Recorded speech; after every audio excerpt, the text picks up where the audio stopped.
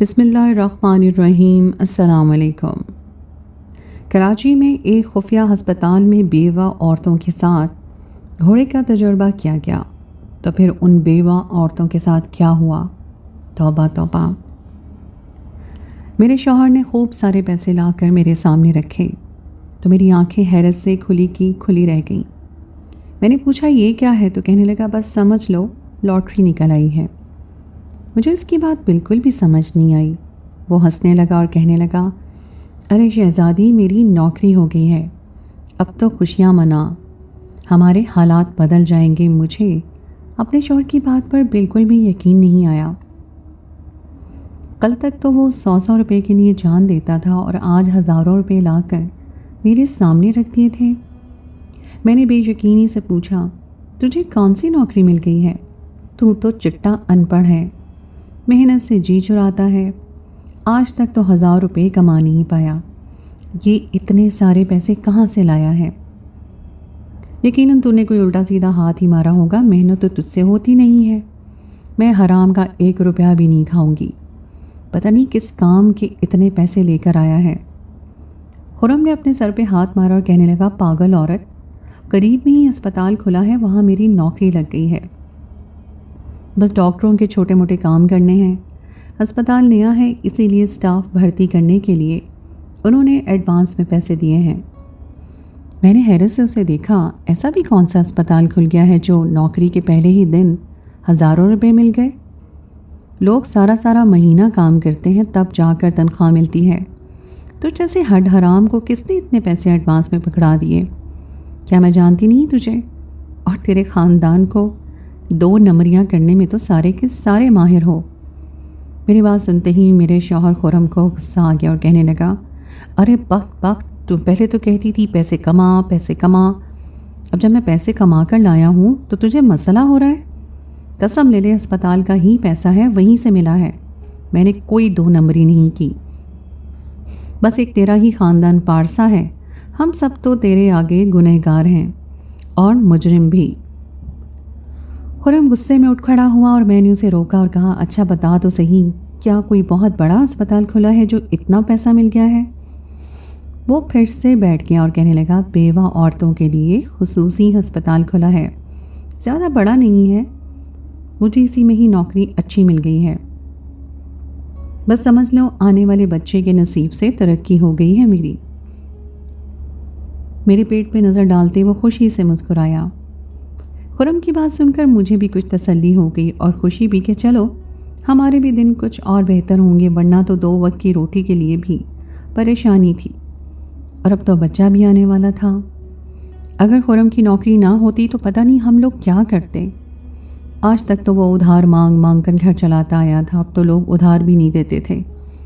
میں نے پیسے اٹھائے اور یہ کہہ کر الماری میں رکھ دیے کہ اس سے تو میں اپنا کیس کرواؤں گی۔ خرم کہنے لگا، بس تو دعا کر بیٹا پیدا ہو تاکہ ہمیں زیادہ تکلیف نہ اٹھانی پڑے، بیٹے کی آس دے کر کہیں بار بار بیٹیاں نہ پیدا کرتی جانا، میں اتنے بچوں کا بوجھ نہیں اٹھاؤں گا۔ خرم کی بات پر میرا دل کھٹا ہو گیا تھا، پتہ نہیں کیسا مرد تھا، ہر بات میں نکتہ چینی کرتا۔ اب بیٹا ہونا نہ ہونا میرے ہاتھ میں تو نہیں تھا۔ اماں نے بھی پتہ نہیں کیا دیکھ کر میری اس جاہل ان پڑھ شخص سے شادی کروا دی تھی۔ میں نے خرم سے کہا، زیادہ فضول کی بات نہ کر، بیٹی ہوگی تو تیری ہی ہوگی۔ مجھے غصے میں دیکھ کر وہ ہنس دیا، کہنے لگا، آج میں بہت خوش ہوں، تجھ سے بحث نہیں کروں گا، نہ صرف بہت سارا پیسہ ملا ہے بلکہ مجھے یقین ہے کہ آگے بھی ایسا ہی ملتا رہے گا۔ ویسے بھی 2-4 بیوہ عورتیں ہی تو اسپتال آتی ہیں اور اسپتال کا بجٹ بہت زیادہ ہے، ہم سبھی کے وارے نیارے ہو جائیں گے۔ خرم کی باتیں میری سمجھ سے باہر تھیں، لیکن اس وقت میرے بہت سے مسائل ان پیسوں سے حل ہو جانے والے تھے۔ وہ مجھے پیسے پکڑا کر اپنی اماں کے کمرے میں چلا گیا۔ اماں کی رات سے کافی طبیعت خراب تھی، میں کھانا لے کر اماں کے کمرے میں ہی گئی اور وہیں دسترخوان بچھا دیا۔ اماں کا کھانس کر برا حال تھا۔ میں نے خرم سے کہا، جب بیوہ عورتوں کا مفت ہسپتال میں بن ہی گیا ہے علاج کے لیے تو اپنی اماں کو کیوں نہیں لے جاتے؟ دیکھو تو اماں کی کیسی حالت ہو رہی ہے۔ میری بات سننا تھی کہ خرم کے چہرے کا رنگ بدل گیا، کہنے لگا، زیادہ فضول باتیں نہ کر، اماں کو کیوں میں خیراتی ہسپتال لے کر جاؤں گا؟ اپنی اماں کو تو میں شہر کے کسی اچھے ہسپتال میں دکھاؤں گا، یہ تو بہت ہی چھوٹا خیراتی ہسپتال ہے، علاج کے نام پر کچھ خاص علاج بھی نہیں ہوتا۔ خرم کے تو انداز ہی بدل گئے تھے۔ اس کی بات سن کر میں چونک اٹھی تھی کہ اتنا ہی اگر خیراتی ہسپتال چھوٹا سا بنا ہے تو پھر خرم کو کس بات کے اتنے سارے پیسے ملے ہیں؟ وہاں تو پھر کام بھی زیادہ نہیں ہوگا۔ عجیب سی بات تھی، لیکن اس وقت میں ایسی بات کر کے ماحول خراب نہیں کرنا چاہتی تھی۔ ویسے بھی میری طبیعت ٹھیک نہیں تھی۔ خرم نے میرے چہرے کے بدلتے رنگ دیکھے تو کہنے لگا، اچھی باتیں سوچا کر، بچے کی صحت پر اچھا اثر ہوگا۔ تو ہر وقت کٹ کٹ اور بحث میں پڑی رہتی ہے، بچہ بھی تیری طرح جھکی ہی پیدا ہو جائے گا۔ خرم کی بات میرے دل پہ جا لگی تھی۔ میں نے اپنا کھانا اٹھایا اور اپنے کمرے میں چلی آئی۔ میں کسی بھی بارے میں بات کرتی تو خرم کو ایسا ہی لگتا تھا جیسے میں کوئی بحث کر رہی ہوں۔ ہم دونوں میاں بیوی بہت کم بنتی تھی، لیکن مجھے یہ معلوم نہیں تھا کہ اس کا اور میرا ساتھ بھی اتنا ہی مختصر ہوگا۔ اس بات کو 4 دن بھی نہیں گزرے تھے کہ خرم اپنی ماں کو لے کر شہر کے کسی بڑے اسپتال گیا تھا اور واپسی پر حادثے کا شکار ہوا تھا۔ موٹر سائیکل کو کسی ٹرک والے نے ایسا مارا تھا کہ دونوں ماں بیٹے موقع پر ہی ہلاک ہو گئے تھے اور میں تنہا رہ گئی تھی۔ یہ خبر کسی قیامت کی طرح تھی، مجھے تو یقین ہی نہیں آیا۔ 4 دن پہلے تک تو میرا شوہر آنے والے بچے کو لے کر منصوبے بنا رہا تھا، اور اب خود اس بچے کی پیدائش سے پہلے ہی دنیا سے چلا گیا تھا۔ میرے ہاتھ تو خالی رہ گئے تھے، پیدا ہونے پہلے ہی میرا بچہ یتیم ہو گیا تھا۔ جو پیسہ خرم نے مجھے دیا تھا وہ تدفین وغیرہ کے سلسلے میں لگ گیا۔ آج کے دور میں کون کسی کا خرچہ اٹھاتا ہے؟ میں بیوہ ہوئی تو اس بات کا احساس اچھی طرح ہو گیا کہ اس لفظ میں کتنی اذیت ہے۔ میری ماں بھی بیوہ تھی، لیکن میں کبھی اس کی تکلیف کا احساس نہیں کر پائی تھی۔ خرم کے چلے جانے کے بعد مجھے محسوس ہوا کہ میں کس قدر بے آسرا ہو گئی ہوں۔ وہ لاکھ کام چور سے ہی، لیکن میرے لیے ایک ڈھال تھا۔ حمل کی وجہ سے میری طبیعت دن بدن خراب ہو رہی تھی، لیکن ڈاکٹر کے پاس جانے کو بھی پیسے نہیں تھے۔ اور پھر ایک دن جب حد سے زیادہ طبیعت بگڑی تو میں نے چادر اوڑھی اور خرم کے ہی ہسپتال میں پہنچ گئی۔ میں نے سوچا کہ وہاں جا کر خیراتی ہسپتال میں دکھا لیتی ہوں۔ جس بات سے خرم چڑا کرتا تھا، اس کے مرنے کے بعد مجھے وہی کرنا پڑ رہا تھا۔ وہ تو اپنی ماں تک کو ہسپتال میں نہیں لایا تھا۔ میں گرتی پڑتی اکیلی ہی ہسپتال پہنچ گئی تھی۔ یہ ایک بہت چھوٹا سا ہسپتال تھا، ایسے ویرانے میں بنا ہوا تھا جیسے ہسپتال نہیں قبرستان ہو۔ اس جگہ آ کر عجیب سا خوف محسوس ہو رہا تھا۔ میں پہلی دفعہ ہی یہاں آئی تھی۔ اگر خرم زندہ ہوتا تو شاید کبھی یہاں قدم بھی نہ رکھنے دیتا۔ باہر سے تو اسپتال بالکل خالی معلوم ہو رہا تھا اور ایسا لگ رہا تھا جیسے یہاں کوئی انسان موجود نہ ہو۔ میں ہمت کر کے جیسے ہی اسپتال کے اندر پہنچی، وہاں عجیب سی بو آ رہی تھی۔ سمجھ نہیں آیا کس طرح کی بو ہے۔ میں آگے بڑھتی گئی تو ایک طرف 4 گھوڑے بنے تھے۔ ان کالے گھوڑوں کو دیکھ کر میں حیران ہوئی۔ اسپتال میں ان گھوڑوں کا بھلا کیا کام تھا؟ بڑے ہی عمدہ نسل کے گھوڑے معلوم ہو رہے تھے، لیکن بیوہ عورتوں کے اسپتال میں گھوڑے؟ یہ بو شاید انہی گھوڑوں کی وجہ سے پیدا ہوئی تھی۔ دل میں خیال آیا کہ ہو سکتا ہے یہاں علاج کے لیے بیوہ عورتیں آتی نہ ہوں، اسی لیے کسی نے اپنے گھوڑے لا کر باندھ دیے ہوں۔ ویسے بھی اس شہر میں تو کچھ بھی ممکن تھا۔ میں نے یہاں وہاں نظر دوڑائی۔ مجھے دور سفید کوٹ میں ایک لڑکا نظر آیا۔ میں اس کے پاس گئی اور اسے کہا کہ میں خرم کی بیوی ہوں، علاج کے لیے آئی ہوں۔ اس لڑکے نے سر سے پاؤں تک مجھے دیکھا اور کہنے لگا کہ کیا خرم نے آپ کو بتایا تھا کہ وہ یہاں کیا کام کرتا ہے؟ میں نے نفی میں سر ہلایا اور کہا کہ نہیں، مجھے نہیں معلوم، بس اتنا معلوم ہے کہ وہ یہاں ڈاکٹروں کے چھوٹے بڑے کام کرتا تھا۔ وہ لڑکا دھیرے سے مسکرایا اور کہنے لگا، آپ انتظار کریں، ڈاکٹر صاحب اندر موجود ہیں، ابھی آپ کو بھیجتا ہوں۔ اس کا لہجہ بہت ہی عجیب تھا اور نظریں بھی۔ وہیں 2-4 کرسیاں پڑی تھیں اور میں خاموشی سے وہاں بیٹھ گئی۔ یہاں مجھے کوئی عورت بھی نظر نہیں آ رہی تھی۔ خرم ٹھیک ہی کہہ رہا تھا کہ یہاں بیوہ عورتیں علاج کے لیے نہیں آتیں۔ شاید اسی لیے خیرات میں آنے والے سارے پیسے یہاں کا عملہ ہی واپس میں بانٹ لیا کرتا تھا۔ تھوڑی ہی دیر بعد اس لڑکے نے مجھے اندر بھیجا۔ وہاں ایک ڈاکٹر بیٹھا ہوا تھا۔ میں نے اسے بتایا کہ میں حاملہ ہوں اور شوہر کے اچانک انتقال نے مجھے مزید بیمار کر دیا ہے۔ اس ڈاکٹر نے بنا کچھ کہے مجھے دوائیں لکھ دیں اور کہنے لگا کہ اب آپ اسی اسپتال آئیے گا، میں خود آپ کا علاج کرواؤں گا۔ خرم سے میرے بڑے اچھے تعلقات تھے، آپ کو یہاں 1 روپیہ بھی خرچ نہیں کرنا ہوگا۔ میں نے ہچکچاتے ہوئے پوچھا، یہاں کوئی لیڈی ڈاکٹر نہیں ہے؟ وہ کہنے لگا، بی بی فکر نہ کریں، آپ کو لیڈی ڈاکٹر کی ضرورت نہیں ہوگی۔ مجھے اس کی بات سمجھ نہیں آئی، لیکن میں دواؤں کا پرچہ لیے باہر آ گئی۔ مجھے مفت میں ہی دوائیں بھی مل گئی تھیں۔ میں نے ایک نظر ان کالے گھوڑوں پر ڈالی جو مجھے دیکھتے ہی اپنے آگے کے دونوں پیر اٹھا کر ہنہنانے لگے تھے۔ مجھے بہت ہی خوف سا محسوس ہوا اور میں تیزی سے گھر چلی آئی۔ عجیب پراسرار ہسپتال تھا، کوئی لیڈی ڈاکٹر بھی نہیں تھی، لیکن بیوہ عورتوں کے لیے تو کسی لیڈی ڈاکٹر کو ہونا چاہیے تھا۔ اور پھر اسپتال میں گھوڑوں کا موجود ہونا۔ خیر اس وقت میرے حالات ایسے تھے کہ مفت کا علاج ہو جانا ہی میرے لیے بہت بڑی غنیمت تھی۔ میں دوائیں کھا کر کچھ دیر آرام کے لیے لیٹی تو میری طبیعت مزید بگڑ گئی۔ کچھ دیر گزری کہ پیٹ میں ایسے درد کے بھگولے اٹھنے لگے کہ میرے لیے گھر کا کھڑے رہنا مشکل ہو گیا۔ ایک پکی خوراک نے ہی میری حالت بگاڑ دی تھی۔ میں تیزی سے چادر لپیٹے پھر ہسپتال بھاگی۔ ڈاکٹر وہیں موجود تھا، مجھے دیکھ کر اس نے ایڈمٹ کر لیا، کہنے لگا، آپ کو یہیں رکنا ہوگا، آپ کی حالت ٹھیک نہیں ہے، آپ نے بہت ٹینشن لی ہے اسی لیے ایسا ہوا ہے۔ مجھے تو لگ رہا تھا کہ میری یہ حالت اس دوائی کی وجہ سے ہوئی ہے جو ڈاکٹر نے مجھے دی تھی، ورنہ اس سے پہلے تک مجھے ایسا درد نہیں تھا۔ میں نے ڈاکٹر سے کہا، میں یہاں کیسے رہ سکتی ہوں، یہاں تو کوئی عورت نہیں ہے۔ وہ کہنے لگا، فکر نہ کریں، میں ابھی اسٹاف کو بلاتا ہوں۔ یہ کہہ کر اس نے اسی لڑکے سے کچھ کہا تو ایک موٹی تگڑی سی عورت وہاں چلی آئی۔ ڈاکٹر نے اسے میرے ہی پاس بٹھا دیا۔ اس عورت کو دیکھ کر میری کچھ جان میں جان آئی تھی، لیکن طبیعت تھی کہ ہر لمحہ بگڑتی چلی جا رہی تھی۔ اور پھر آدھی رات کے وقت ڈاکٹر نے مجھے بتایا کہ میرا حمل ضائع ہو گیا ہے۔ یہ خبر سنتے ہی میں نے دھاڑے مار مار کر رونا شروع کر دیا۔ خرم کے بعد یہ بچہ ہی تو میری زندگی کا سہارا تھا، اسی کی خاطر میں جینے کی کوشش کر رہی تھی، اور یہ خوشی بھی مجھ سے چھن گئی تھی۔ اس ڈاکٹر نے فون کر کے ایک لیڈی ڈاکٹر کو بلایا اور اس نے آ کر سارے ضروری معاملات نپٹائے۔ میرا بچہ ضائع ہو گیا تھا، میری حالت ٹھیک نہیں تھی، مجھے بے ہوش کر کے میرا ایک چھوٹا سا آپریشن بھی کیا گیا۔ ہوش میں آنے کے بعد طبیعت کچھ سنبھلی تو میں نے ڈاکٹر سے پوچھا کہ یہ آپریشن کیوں کیا گیا ہے؟ وہ کہنے لگی، آپ کے اندر کی صفائی کے لیے یہ ضروری تھا۔ اس کے بعد وہ واپس چلی گئی اور وہ موٹی عورت ہی میرے پاس بیٹھی رہ گئی۔ میرے آنسو رک ہی نہیں رہے تھے۔ وہ موٹی عورت نے مجھے جب اس قدر روتے دیکھا تو میرے آنسو پہنچے اور کہنے لگی، بیٹی تو یہاں اس ہسپتال میں کیوں آئی؟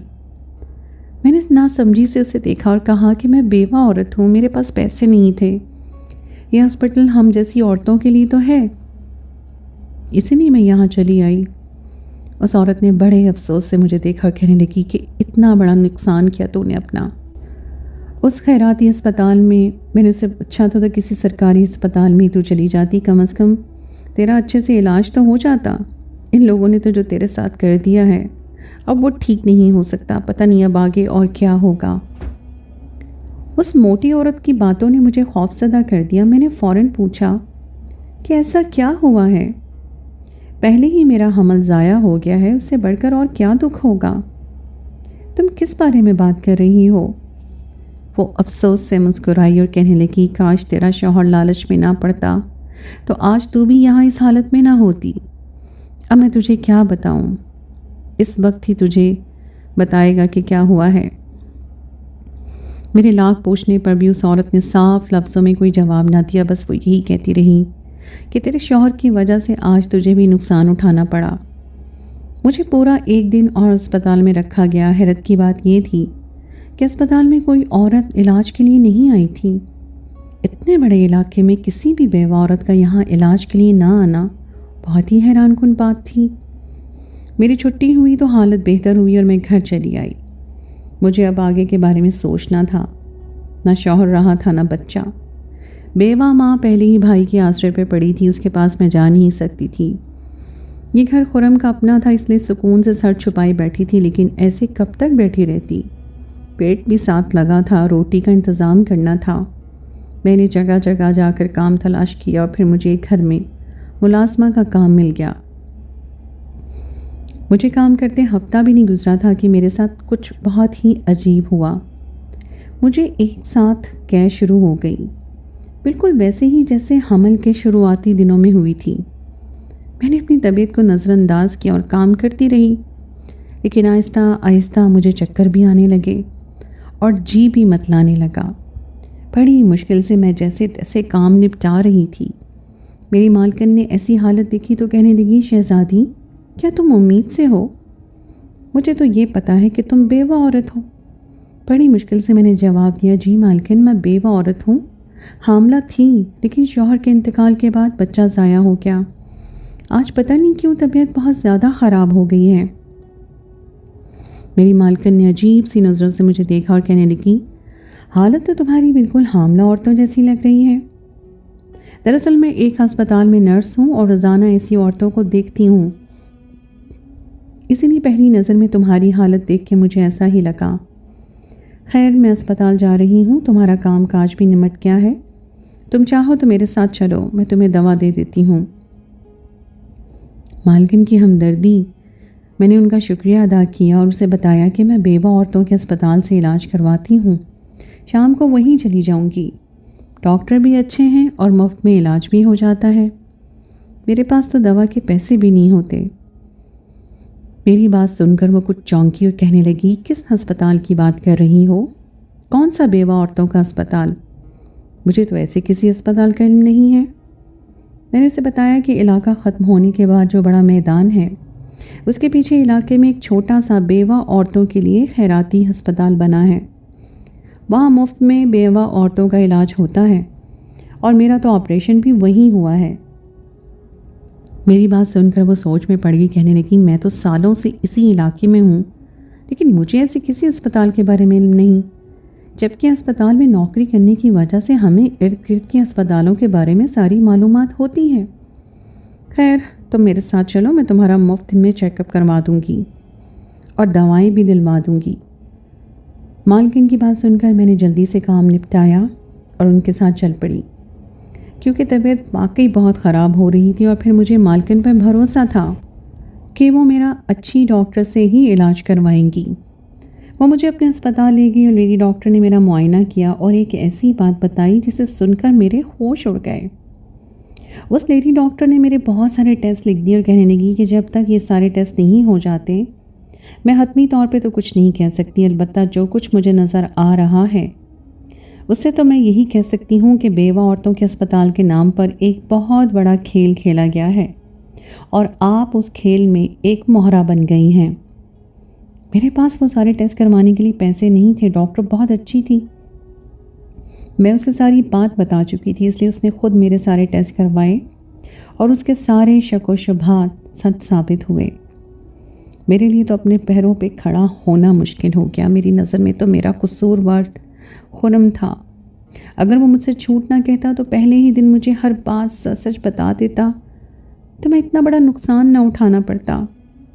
اس موٹی عورت کی باتیں بھی مجھے یاد آ گئیں، اب مجھے اچھی طرح سمجھ آ گیا تھا کہ وہ کس نقصان کے بارے میں بات کر رہی تھی۔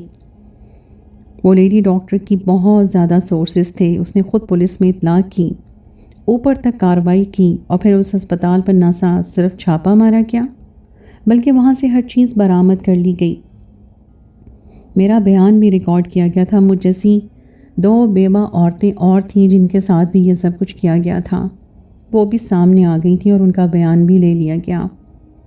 سارے مجرم جیل میں پہنچ گئے تھے، لیکن اس سے پہلے ہم 3 عورتوں کی زندگی برباد ہو گئی تھی۔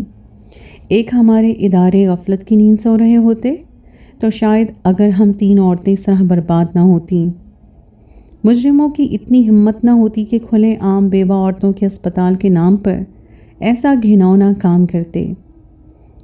اس لیڈی ڈاکٹر نے خود میرا علاج شروع کر دیا تھا۔ دراصل میرا بچہ قدرتی طور پر ضائع نہیں ہوا تھا، بلکہ اس ڈاکٹر نے جان بوجھ کر مجھے ایسی دوا دی تھی جس سے میرا حمل ضائع ہوا تھا اور پھر علاج کے نام پر ایک جھوٹا آپریشن کیا گیا۔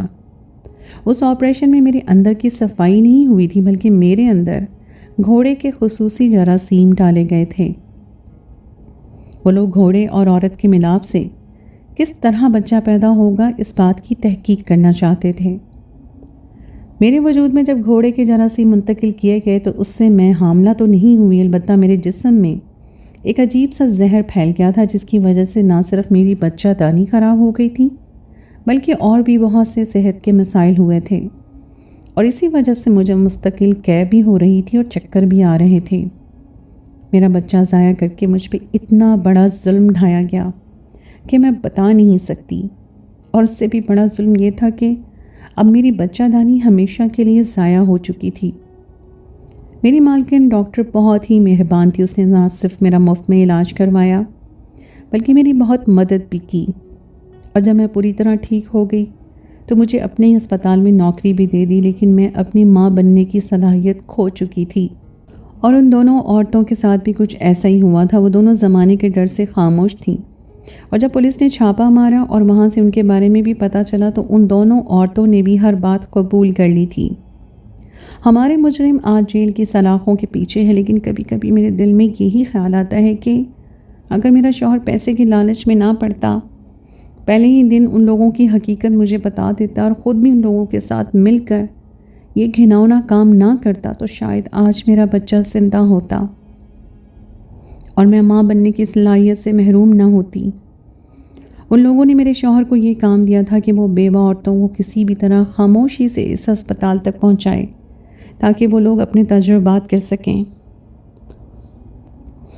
آج کے دور میں جانوروں اور انسانوں کے ملاپ سے بچے پیدا کرنے کی کوششوں میں بہت زیادہ تیزی آ گئی ہے۔ اس جدید دور میں بھی بہت سے سائنسدان اور ڈاکٹر یہ چاہتے ہیں کہ وہ انسانوں اور جانوروں کے ملاپ سے بچے پیدا کر کے ان پر تجربات کریں، لیکن ان کے تجربات کی قیمت ہم جیسے غریبوں کو چکانی پڑتی ہے۔ اگر ہمارے ادارے وقت پر ایسے لوگوں کے خلاف کارروائی کریں اور غفلت کی نیند نہ سوئیں تو بہت سے لوگ ان جیسے لوگوں کا شکار ہونے سے بچ سکتے ہیں۔ حال ہی میں بھارت میں ایک ڈاکٹر نے ایک لڑکی کے ساتھ ایسا ہی ظلم کیا ہے اور گھوڑے سے اس کا جنسی ملاپ کروایا ہے۔ آخر کب تک ہم انسانیت پر ہونے والے مظالم کے خلاف خاموش رہیں گے؟